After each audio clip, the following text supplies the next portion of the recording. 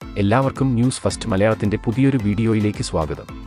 Cricket വാർത്തകൾ ആദ്യമേ അറിയാൻ ഈ ചാനൽ മറക്കാതെ സബ്സ്ക്രൈബ് ചെയ്യുക. സൗത്ത് ആഫ്രിക്കയ്ക്കെതിരായ രണ്ടാം മത്സരത്തിൽ കനത്ത തോൽവി ഏറ്റുവാങ്ങിയ ശേഷം പരമ്പര സ്വന്തമാക്കാനായി മൂന്നാം ഏകദിനം കളിക്കാൻ ഇന്ത്യ നാളെ ഇറങ്ങും.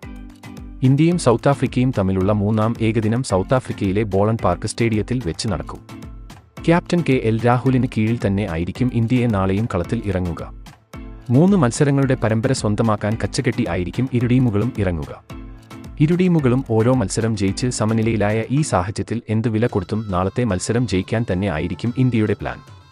മറുവശത്ത് ഇന്ത്യ സൗത്ത് ആഫ്രിക്ക മൂന്നാം ഏകദിനത്തിൽ ഒരു തിരിച്ചുവരവാണ് സൗത്ത് ആഫ്രിക്ക ലക്ഷ്യമിടുന്നത്.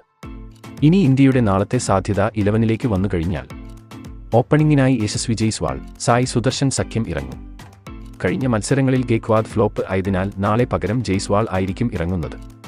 മറുഭാഗത്ത് സായി സുദർശൻ കഴിഞ്ഞ മത്സരത്തിലും മികച്ചു തന്നെ നിന്നു. വൺ ഡൗണായി ശ്രേയസ് അയ്യർ എത്തുമ്പോൾ 4-മനായി ക്യാപ്റ്റൻ KL രാഹുൽ എത്തും. 5-ാം നമ്പറിൽ മലയാളി താരം സഞ്ജു സാംസൺ ഇറങ്ങും. ഫിനിഷിംഗ് റോളിൽ 6-മതായി റിങ്കു സിംഗ് ആയിരിക്കും എത്തുക. ഇനി ഇന്ത്യയുടെ ബൗളിംഗ് ആക്രമണത്തിനായി വമ്പൻ താരങ്ങളാണ് നാളെ ഇറങ്ങുന്നത്. യുസ്വേന്ദ്ര ചഹൽ, കുൽദീപ് യാദവ്, ആവേശ് ഖാൻ, അർഷദീപ് സിംഗ്, മുകേഷ് കുമാർ എന്നിവരുടെ ജോഡി ശക്തമായ ബൗളിംഗ് ആക്രമണത്തിനായി ഉണ്ടാകും. ഓപ്പണിംഗ് മത്സരത്തിൽ തന്റെ വിസ്മയകരമായ 5 വിക്കറ്റ് നേട്ടത്തിന് ശേഷം അർഷദീപ് സിംഗ് ആയിരിക്കും ബൗളിംഗ് ആക്രമണത്തിന് കൂടുതൽ നേതൃത്വം നൽകുക. കഴിഞ്ഞ മത്സരത്തിൽ ഇന്ത്യ മികച്ച പ്രകടനം അല്ല കാഴ്ചവെച്ചത് എങ്കിലും നാളത്തെ മത്സരത്തിൽ ഇന്ത്യ സൗത്ത് ആഫ്രിക്കയെ പൂട്ടാനുള്ള എല്ലാ പ്ലാനുകളും ആയിട്ടായിരിക്കും കളത്തിൽ ഇറങ്ങുന്നത്. നാളത്തെ മത്സരം ജയിച്ച് ഇന്ത്യ ഈ പരമ്പര സ്വന്തമാക്കിയാൽ അതൊരു ചരിത്ര നിമിഷം തന്നെയായിരിക്കും.